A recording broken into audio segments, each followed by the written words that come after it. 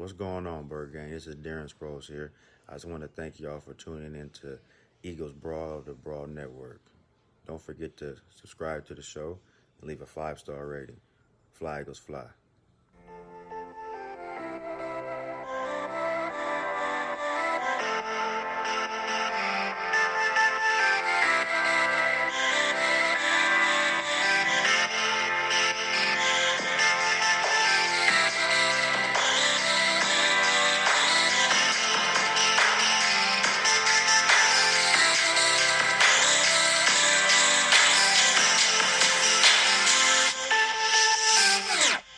All right, thanks for tuning in to Eagles Brawl of the Brawl Network. However you're listening, iHeartRadio, Spotify, Apple Podcasts, Stitcher, or wherever you get the podcast.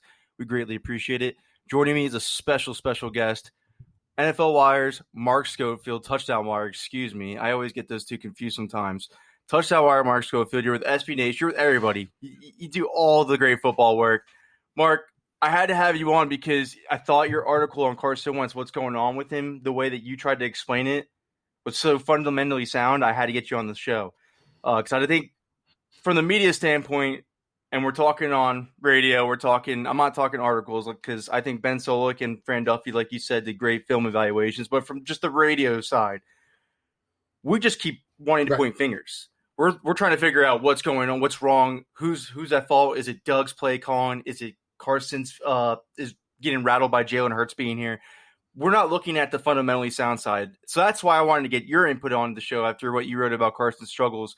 But the main thing that I want to go back to is back in 2015 is when I first personally started coming across your work for Inside the Pylon. And I was a huge Carson Wentz fan there. I thought the way that he ran the West Coast offense at North Dakota State was so pro-like. There was no way this guy wasn't going to make it as a pro in the NFL. I think we all got stuck in the box scores of a Division II school, looking at his numbers and thinking that's not that impressive. But everything was there on film to translate to the NFL. The number one thing, and you wrote about it for Inside the Pylon, was the decision-making was on par with NFL caliber quarterbacks. And then you would always go back to, I believe you also wrote about the Combine when they did that little segment on him and he was pretty much breaking down the plays and doing the whole entire offense on the big board. He always seems like he had the highest NFL quarterback IQ. It's always been there with Carson Wentz. Last week, this past Sunday specifically, the interception where it was Darius Williams, I believe. Yeah, Darius Williams cuts in front of him. Something just doesn't seem right with him decision-making wise. So that's why I had to get you on to talk about it with you. But what do you think? Because, I mean, going back you were one of the first Carson Wentz advocates before everybody was questioning him, and we were all on the Jared Goff, Paxton Lynch hype trains. You were one of the first ones to support Carson Wentz. The decision-making was one of the things that you drove home.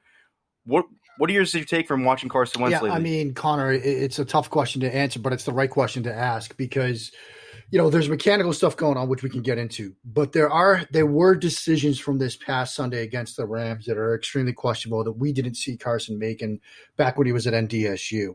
A lot of people look at the interception in the end zone, the throw to J.J. Arcega-Whiteside, and that's certainly one that people have questioned. You mentioned Ben Solak. He did a video on it. Fran Duffy, you mentioned him. He did a video on it. When you work through that play, like he's got really nowhere else to go. I mean, you look at this play, it's a shallow cross concept, drive concept, whatever you want to call it, where he's got both tight ends working across the formation left to right. Both of them are basically doubled.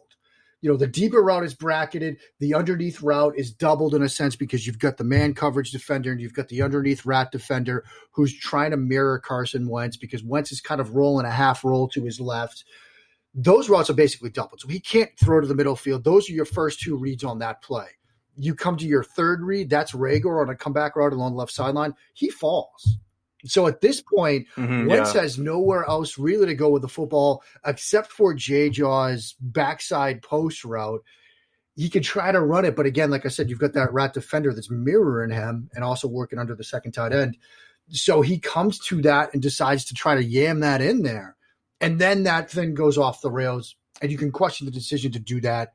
In a sense, I almost get it because there's really nowhere else to go with the football. I would have preferred him, particularly given the result, to throw it away. But that's when the sort of mechanics come into play. There was a throw later in the game. They're working into the other end zone where you've got the spot count concept to the right. This one I have a big problem with because you've got the spot. He wants to get it to Ertz. There's a rub situation. Ertz gets sort of caught into traffic, so he works off of it. He doesn't see Goddard come open up the seam. So he works backside. We've got the under and the dig. That's covered. So he looks back to the right, doesn't see that, doesn't see Goddard open. Then for whatever reason, looks at Goddard, it's open, and he works back left and is forced to throw it away. That I also have a huge problem with, because he had, when he worked back to the right there, he could have hit Ertz on that spot. It was open. I don't understand why he did that. Final play I'll mention. Look, you have Dallas Goedert beat Jalen Ramsey in man coverage. And he tries to turn it into a back shoulder throw. Like, I don't understand why he did that. Like, there are a lot of decisions that he made that I don't understand from this game. And I don't know why it happened, but these are the decisions that I got problems with. I know that you and I aren't doctors, and I'm not expecting you to really know the answer to this, but knowing the quarterback position the way you do, evaluate it the way you do, you would understand what type of injuries would hinder a quarterback's play. I personally think something's wrong with the groin. I think the training camp injury is more under. Would you have a preseason where you don't have a preseason, and you don't have any? There wasn't anybody there watching practice that much. It's easier to keep injuries underneath the rug right now, to sweep them underneath the rug, to make them not seem that big, especially when you're talking about Carson Wentz, who this whole entire career is being blasted on the internet for his injuries. Maybe there has to be something with that groin there, because he looks like he can't get set. I feel like he must be in thriving pain in the groin area to not get his feet set. Am I far off with this, do you think? Connor, I think you're right in the sense that there seems to be something structurally bothering him. He seems to be very uncomfortable. I don't know if it's the groin. It might be. It certainly might be. And it would make sense that, look, if he's has a more severe injury than we thought, this would be a kind of time where you could keep it under wraps because of the lack of access we have. I don't know if it's a knee. I don't know if it's a back, but he doesn't feel comfortable with his lower body. And in the piece that I put over at USA Today, there were two other instances where he makes a throw or tries to make a throw, and his left foot is parallel to his target. And this is something that I'm seeing. This is something that Solak is seeing. Dan Orlovsky talked about it on ESPN on Monday afternoon, how his front leg is a mess. There's something wrong there. And when you look at one of the plays I highlighted, actually both of these plays, you have that foot issue. The first one, he's got sort of pressure in the pocket. And it's like he doesn't want to step into throws because he's afraid of exposing that front leg. And maybe if he has like a left groin injury or a left knee problem that he's worried about that left leg for some reason. Like you said, look, we're not doctors. I can say as a lawyer and an ex-lawyer, lawyers like to think we're smart enough to be doctors, but we're really not because we're mostly idiots. Prime example of that right here. But yeah, you look at the way he's playing, there's something wrong with him. And I don't know what it is. You might be right, it's the groin. Other people might be right, it's the back, the knee, whatever. He doesn't look structurally comfortable. All right, here's my problem with Doug Pederson. I want to see how you feel about this because, again, you cover the whole entire league. You know quarterback-head coach relationships better than anyone. As a Philadelphia fan and watching this team so much, the way that Doug Pederson threw the whole entire script out and made his system tailor to Nick Foles' success to win that Super Bowl was one of the most gut-wrenching, awesome, I loved it coaching performances ever. Because it takes so much for a coach to throw out his ego and do what's best for the team to win and do what's best for the situation at hand. Here's what I can't come to terms with. I can't come to grips with it at all. Doug Pederson thinks Carson Wentz is a top 10 caliber quarterback, which he should. He is along those lines. They let him do the hero ball. They don't rein him in. I don't see what I see where Doug took Nick Foles and said, hey, this is what you're struggling with. Because as we all know, when the season ended in 2017, we were talking about if Nate Sudfeld should play instead of Nick Foles. Why do you think that it's such a disconnect there? Because you see Doug take this buddy approach, and I'm looking at Bill Walsh, Joe Montana, Bill Belichick, Tom Brady, even Sean Payton, Drew Brees. That's just not how you play. That's not how you manage a relationship like that. It has to be a strictly competitive nature. I think this buddy approach allows Carson to get this lackadaisical effort because now you're hearing from Sal Paolantonio that Carson's ignoring the play calls or he's doing his own thing. He does what he wants. I think if there is merit to that, which I believe personally that there is, it's because you're taking this buddy approach where you feel like I can do this. I'm comfortable doing this. Nobody is telling me I can't. Nobody's enforcing anything. I feel like a coach needs to challenge his quarterback. I don't see anything happening there. And then when your quarterback's failing, you're not doing too well. What are you doing to adjust to help him out? Right. And, I think, you're hearing those rumblings that, Doug after week one kind of said, look, play calling, it was kind of on me. I'm the one calling the plays. But you've got people like Mike Lombardi and others saying that, look, there's something else going on here. A lot of stuff happens at the line of scrimmage, and Carson is kind of calling his own number, kind of putting, calling the plays that he wants to call, not the one that Doug wants to call, and Doug doesn't really want to throw him on the bus. And that, Connor, might get right to your point about the sort of buddy-buddy relationship where Pederson almost seems like he's trying to be the guy's best friend and not his head coach.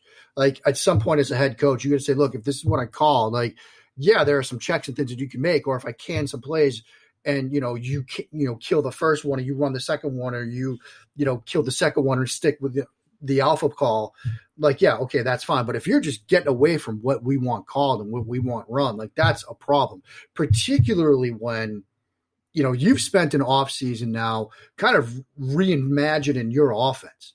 What did we hear from Howie? We want to be aggressive downfield. And I know we opted out, but they trade for Marquise Goodwin, who Howie called after that trade the fastest human being on the planet. You drafted, I know they're late round picks, but Quez Watkins and John Hightower, vertical threat guys. Jalen Reagor, for all the West Coast scheme fit stuff, is a vertical type guy as well, particularly with his double moves. You talk about, and Doug and Howie talked about this, they want to be more aggressive downfield. Doug set it up the combine. Wentz is an aggressive quarterback. We want to cater to that. If that's what you want to do, then do it. But then you see 12 personnel, 74% of the time already? And it seems like you're getting away from that. And God bless Dallas Goedert. When you beat Jalen Ramsey on a press man coverage situation on a 9-round as a tight end, man, reward the guy. Like, come on, that was great. But still, if you want to be an aggressive downfield team, do it. Like, don't come out running 12 personnel and throw a drive concept, which is a West Coast staple. Like, they can't figure out where they want to be right now. And you're 0-2 as a result. So you better figure it out quick. It's interesting that they went from the approach of doing nothing but downfield stuff week one and then going to week two versus Rams, and they just completely switched to 12 personnel. I don't know what the disconnect there is. It doesn't make sense to me. I feel like they have to, if Carson's injured, they know he's injured. They're keeping it in-house. But then you see this frustrations with Doug during this week where he's telling Jimmy Kempski that he's asking if he's ever played quarterback in the NFL. He looks like he's annoyed with all these Carson Wentz questions. That would make me think that he knows Carson's messing up. He knows Carson's not listening to his play calls. He's tired of answering for Carson's mistakes that could have been avoided if he sticks to his script. I mean, what a volatile situation in Philadelphia where going into the season, none of us are thinking any of this when it comes to Doug Pederson and Carson Wentz. It's crazy. I mean, it's only 2 games in. It's early. You believe it. I believe it. Carson Wentz can turn it around. But, I mean, what a crazy situation for a Super Bowl winning head coach and a top 10 caliber quarterback to be going through this early. And it's concerning if you're an Eagles fan because, when you see Pederson in a press conference say, it's an interesting question in response to a question about why Carson has regressed, that's an issue. That's a red flag where there's smoke, there's fire type of situation. And when you see people start to rumble about how the seat might be a little warm under Pederson, even though he's a couple of seasons removed from a Super Bowl, it's a bad situation. And if you're Doug Pederson, you shouldn't be there, but you might be there right now in part because of the play of your quarterback. And then you fold in the fact that they drafted Jalen Hurts in the second round, which was a head-scratching pick to me. They made it. Now you have to lie in that bed because you have people out there saying, oh, interested. Now he's suddenly active after they lost a bad game in week one. And you have people sort of putting up the images of Jalen Hurts and people speculating about how they can get him involved. Now you've created a bad problem. You've made it worse because the speculation is just going to run rampant. So it's a bad situation all around. Now, look, we all know winning cures all. You've got the Cincinnati Bengals on the docket this week. You can beat this team. Like, this is not a good team. Like, you should be able to take care of this team. So that just makes it worse, Connor, because if you don't, or say you win a 17-14 rock fight and Wentz throws a pick or two, that's not great. Just wait. Losing to the team that had the first pick and then losing to the team that had the second pick, probably not a great start for the Philadelphia Eagles right there, my friend. But where are you on Doug Pederson as a head coach? Like, do you think that I personally love Doug. I think he's a great coach. I want to live or die by his risk mentality. I just think when you're a coach like Doug Pederson, you need an offensive coordinator to mellow you out. I think what he is I think a lot of fans hit on it. I think it's a little over-exaggerated to the way that they hit on it. But I think when you're game planning and preparing for a game, making the script adjustments, I think he misses Frank Reich in this aspect. I think that's because him and Frank Reich were like that, buddy, always game planning the night before, always together. He doesn't have that anymore. He didn't even have that with Mike Groh when they were when Mike Groh was offensive coordinator.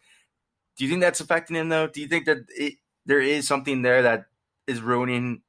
I don't want to say, because we know Doug Peterson's a great play caller.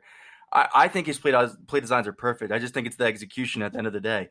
But do you think that this is hindering him? I think somewhat. I mean, look, when this team won a Super Bowl, look at that offensive staff. I mean, it was Doug, obviously, as the head coach. You had Frank Reich, and you had Flip. I mean, Doug DeFilippo, I think, deserves a lot of credit for what we saw from Wentz when he was at his best with Philadelphia, when he looked like an MVP. And, look at what's happened. And I can't believe I'm saying this, but look at Chicago right now, where he is. And Mitchell Trubisky, say what you want about the guy, he's off to a 2-0 start, and he looked pretty good at times in both of those games. Good. I mean, yeah, he had some bad picks, particularly against the Giants, one of which was, a great play by James Bradbury, but he looks better than we expected Mitchell Trubisky to look. And I think when you have that three-tiered structure, especially in the CBA that we have and the practice rules that we have, look, it's good to have a quarterback coach that can really be hands-on. It's good to have an offensive coordinator like that, and Frank Reich, and an offensive-minded head coach. That three-tiered structure worked wonders for Carson Wentz, turning him from a guy that people were kind of iffy on to an MVP candidate in year 2. Like, I think they are missing that hierarchy. And I know a lot of people look, after I put up that video on Wentz's mechanics, obviously Eagles fans, they had a lot of comments about it, but a lot of them were to the effect of, what are we paying Press Taylor for? Like, what are we paying Press Taylor for? And so Press Taylor is getting hit with a lot of criticism right now. Maybe it's warranted, maybe it's not, but there does seem to be that hierarchy of coaching missing that you had back in 2017. Because it looks like this staff is just letting Carson Wentz be Carson Wentz, and when it starts failing, they don't really know what to do at that point. Mark Schofield's the Eagles coach right now. Just got hired. He's going in to take over. Doug's out of here. What do you do to approach these next couple games with Carson Wentz, knowing that he's struggling, knowing that he's probably at the worst point of his career as a starting quarterback? What do you do to help bail him out of these struggles? I think the first thing I do, Connor, is I sit him down on Monday afternoon and I say, look, here's our playbook. What do you like? What don't you like? Let's get on the same page right now with the stuff you want us to run in the passing game. And let's make sure that we are on the same page, that when we start putting together the script later in this week for taking on the Cincinnati Bengals, these are the things that you want. Because I want you to be comfortable. Forget about what I want to call. Forget about the stuff I think we should do. If you really want, Carson, us to be in 12 personnel 74% of the time, then fine, we'll do it. That's where we'll be. But let's get on the same page right now with the stuff you want to run. And once we have that conversation, then the next conversation is, okay, how can we structure what we want to do on Sunday against the Cincinnati Bengals with these core concepts that Carson Wentz wants in the game? If he wants us to run a drive concept or shallow cross concept with the 2 tight ends, how can we work RPO stuff off of that? How can we work run game stuff off of that? How can we work play action stuff off of that? And that's the next thing. If we're going to be doing this stuff, I want a lot of it folded in with play action, because I am convinced here, having covered this game now for 6-7 years, play action is a cheat code. And you have to be running play action concepts 50, 55, 60% of the time in the drop back passing game. Because it doesn't matter if you're running the ball or not. We just mentioned Mitchell Trubisky. There was a play in that game after Saquon Barkley went down, Connor. The Giants ran out of 22 personnel with Wayne Gallman in the game, a one receiver concept, a curl route to Darius Slayton off of play action, and it was wide open.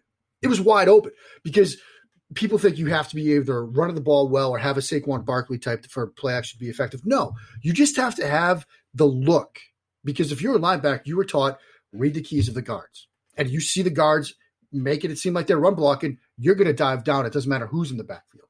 So you could be effective if your run game isn't working using play action. So teams need to be using it more. It drives me nuts when I get done watching a game or I start studying a game and I see they ran 5 play action plays this entire game. They threw it 50 times. You got to be kidding me. That's ridiculous. So that's what I would do. I would get on the same page with Carson, that I would fold the stuff he wants to have in the game plan into our game plan and make sure we have enough RPO and play action concepts built off of that. And the other thing I would do is I would move him out of the pocket. And I know a lot of people call for that after week 1, particularly when he gets sacked 8 times. And maybe they're not doing it. They tried to do it sometimes against LA.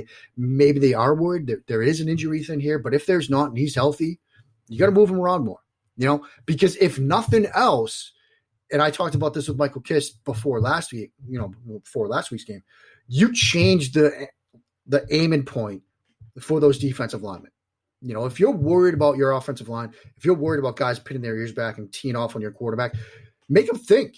Make them think the aiming point isn't going to be there. That when they get to the spot, quarterback's not going to be there. They're going to be hesitant coming off the line. And so those are the things, Connor, that I'd be doing right now if I were Doug Pederson.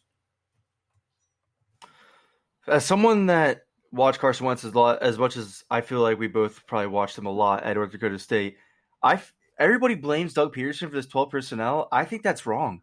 I think it's fit Carson Wentz. He was great at 12 personnel in North Dakota State.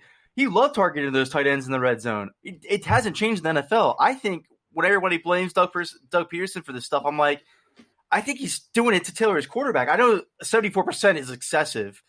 I also think that when your best receiving threats on this team are your tight ends, you have to do it a little excessively. I don't know about 74%, but I mean, there's some things that I would change with this offense, starting with J.J. Arcega-Whiteside. I mean, I think him being on that route for that interception was the bad move. I think it should have been vice versa. Rager runs that route and J.J. runs the flat. I don't know what's going on there personally, but I think the 12 personnel will bail Carson Wentz out still. I'm still a firm believer that 12 personnel works when you have the 2 athletic tight ends like Philadelphia has, especially Goddard in the blocking game and the Yak. To successfully run this offense, I just think it's the outside is what the issue is. You can't take J.J. Arcega-Whiteside seriously. Jalen Reagor's hurt now. Deshaun Jackson, they're monitoring him. They're putting him on a pitch count. Now they're going to have to lean on him more. If they lean on him more, he most likely will get hurt. John Hightower, his routes look great. I don't know if he's there as a receiver yet, though. I think he's still adjusting to the game. Now the issue goes where you can't really do that much with the 12 personnel because it's all underneath stuff because your deep threats and your downfield stuff's not really threats. Tough situation right now. I just don't see how they can really get out of 12 personnel, but I also don't see how they could be so effective. That's what fans hate it. They hate it because they don't see it being that effective. But I look at the outside, I think it's really a big issue for them. And look, let me prepare Eagles fans right now. You're probably going to see a lot of 12 this weekend, but it'll be a good thing because these Cincinnati linebackers, you watch that game against Cleveland last Thursday night, some of these guys didn't want to be there. Like Cleveland was running 21, 22 personnel. They had Andy Janovich, their fullback. He was doing some lead blocking stuff, and guys he blocked a couple of guys like out of the screen because they just didn't want to take on blocks. These linebackers for Cincinnati aren't great. And so if you're looking at this game plan, and if you're Doug Pederson and Carson Wentz putting it together, you want to be in 12 because you want to keep as many linebackers on the field as you can. So you're probably going to see a lot of 12 this week. And it would be a week where if it's not effective against these Cincinnati linebackers, then we've got to have another discussion about what's going on with this team because you should be successful and it should be effective this week. Beyond that, though, I don't think you can be – as much as I love generally the concept of going 12, getting that team into base or 21 like the Niners do and other teams do, getting that base defense on the field because you want to throw against linebackers because as Justice Mosqueda describes them, they're trained pigs. And I get it. Look, they're linebackers. I don't think you want to be there 74% of the time. You have to find out other ways to get guys involved. You have to do some other things, because especially if you want to get the ground game going, one of the best ways to do that is to do it out of 11 like the Rams do because now you're running against sub packages. So I understand why they like to do 12. Goddard and Ertz are a great tight end duo. You're going to see a lot of it this week, but I don't think 74% is where you want to be overall. No, I think 52 is a fair where you want to be at for the Eagles when you consider the wide receiver position. But I think they will move off of it eventually, though. I think this is the last year of it, really. I think Ertz is gone, to be personally just honest with you. I think they're going to move on from Zach Ertz at some point this offseason. If they lose to the Bengals, it's over. I think you're right. I think they would probably just be like, okay, we have to change everything at this point and probably trade Zach Ertz and then stick to 11 and see what they got and the guys that they have because the 0-3 start. Yeah. Not really, but I don't really see if they can come back from that, to be honest with you. I know it's early, but if they struggle against the Bengals, I don't see it happening. I don't think they have the talent or the chemistry in place to overcome that right now. So that's just where I'm at with the team right now. I'm not giving up. I think they have the talent to. I do think Carson Wentz, if he gets it just depends on him. If he gets it all together, they'll go as far as Carson Wentz could take him, and he could take him far because he's shown that he can play at an MVP level. It's just not there right now, and it's just so crazy because that's why I had to get you on the show because going back from North Dakota State, I'd never seen it. It's always one game. There's always that one what the hell game you get from Carson Wentz. You don't get two. And I know first half versus Washington, he was on point and everything, but that second half, it was very questionable. Because I know everybody wants to blame Jalen Reagor and John Hightower for not coming back for those passes, but I think if you're Carson Wentz, you're a fifth-year veteran, you understand those are rookies in their first game, you might not want to target them there. That might not be the read you want to go with. I don't know. I'm interested to see how they bounce back against Cincinnati, especially Zach Taylor. I mean, Doug Pederson has to coach Zach Taylor. I'm not really all in on Zach Taylor. I don't know about you, but I think Joe Burrow is great. I think Joe Burrow will have a great game. I think he is legit. If you can't outcoach Zach Taylor, I think there's a huge problem in Philadelphia then. But you spoke about it earlier, and I want to get into it more now because you and I talked during the draft process of how we like Jalen Hurts, but to an extent, I was so in for him to be a Tennessee Titan. I thought him and Arthur Smith's play action system would be perfect, developing there behind Ryan Tannehill, perfect situation. Never did I ever think Philadelphia was a destination for him. I still don't think he would be the West Coast offense type quarterback. I think if you're Doug Pederson and you have to go to Jalen Hurts, you have to go strict RPOs like you did with Nick Foles. What do you see with Jalen Hurts where they put him on the field versus Los Angeles? Do you think that you have to keep doing that moving forward? I mean, it does throw the defenses off. I like it from that standpoint.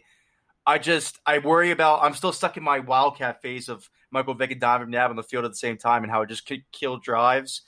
I'm worried how it's going to go with Carson Wentz, especially while he's struggling. Yeah, I mean, I like it because anything you can do to make an upcoming defensive coordinator think. Like, let's put it this way. If you're the Bengals defensive coordinator and you have to spend any practice time this week worried about Jalen Hurts and not Goddard and Hurts and everything else, that's time you're not dedicated to what the Eagles really do. And so I do like that aspect to give other teams something to think about. And I think there are ways to sort of give Hurts a package of plays where he can be on the field. You know, like they had a couple of things where fake screens and things like that, you know, where you could sort of create some things and create some opportunities. And it's also good to get the kids' feet wet. But yeah, the overall fit, like we talked about before the draft and after, like I don't see it. Like I don't see him in this offense. Now, if they are going to that more vertical downfield passing game, I think that could fit Jalen Hurts. But you're a team that's built to compete right now. Like you're a team that is expected to be competitive in the NFC East. That a lot of people, myself included, thought could be a playoff team and perhaps make a run. How does Jalen Hurts help you immediately achieve that goal?